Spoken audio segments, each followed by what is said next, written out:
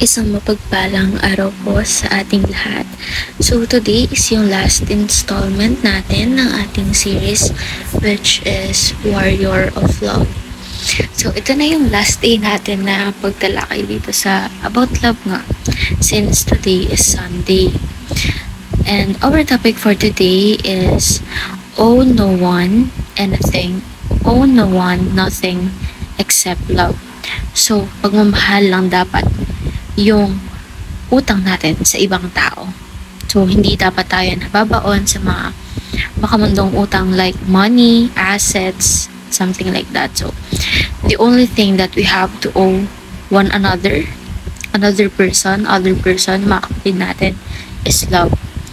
So, ang Bible verse na ating tatalakayin ngayon in connection to our topic is yung Romans chapter 8, 13 verse 8. So in English Standard Version, owe no one anything except to love each other, for the one who loves another has fulfilled the law.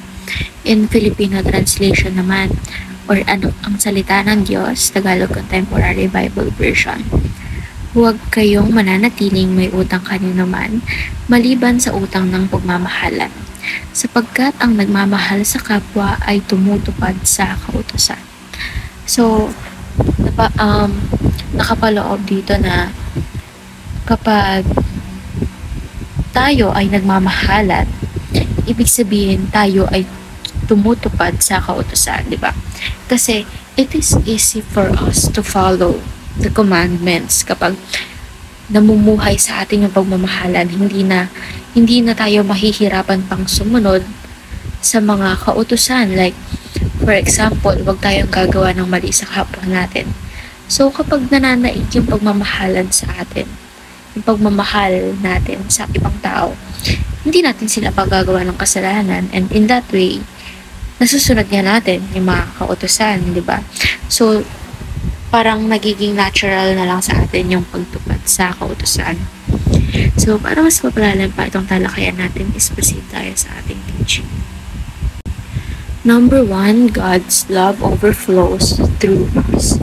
Kaya nga sinasabi, di ba? Kailangan natin, especially tayo mga Kristiyano, maiparamdam sa iba pang mga tao yung pagmamahal na nararanasan natin mula kay God. Kasi nga, yung pagmamahal niya is nag-overflow sa atin, di ba? Kaya nga ginagamit niya tayong instrument, tayong mga nakakakilala na sa kanya, para yung pagmamahal na yun is ma-share din natin sa iba. Hindi lang tayo yung nakakaramdam, hindi lang tayo yung nakikinabang, hindi lang yung mga sarili natin yung na-open para sa pagmamahal na ibinibigay ng ating Panginoon, di ba? So, dapat sinishare natin yan sa iba kasi nga, that kind of love is overflowing, and hindi lang yan para sa atin. Kumbaga, ginagawa tayong instrument nga para maibahagi yan sa iba and ma-influence natin sila kung paano nga ba natin tunay na matatanggap ang pagmamahal ng ating Panginoon, and kung paano rin nila ito maibabahagi pa sa iba. Number 2, we owe love to people. So, tayo, dapat na nating iwasan if ever man mahilig tayo mangutang ng pera, ng mga bagay-bagay, assets, ganyan. Kasi that is not ideal, di ba? Kumbaga, yung sarili lang din natin, yung nilulubog natin sa utang. Kaya nga, if ever man na magkakaroon tayo ng utang, yung utang na yun is dapat pagmamahal. Kaya nga sabi sa series natin, di ba? Ay, sabi dito sa topic natin, owe no one anything but owe no one nothing but love. So, we should just owe love to people. And number 3, love is the fulfillment of the law.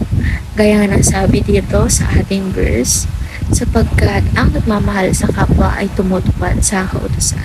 And as I have said earlier, when love is yung nagmamanifest sa atin, it is just so easy to fulfill the law, yung commandments, yung mga kautusan, dahil nga pagmamahal na yung nananaig sa atin. That's why there is no room for negativity or yung mga paglabag pa sa mga batas na ito para sa atin, diba? So ngayon naman is proceed tayo sa ating application. Number one, owe no one anything. Number two, owe love to each other. And number three, love in order to fulfill the law.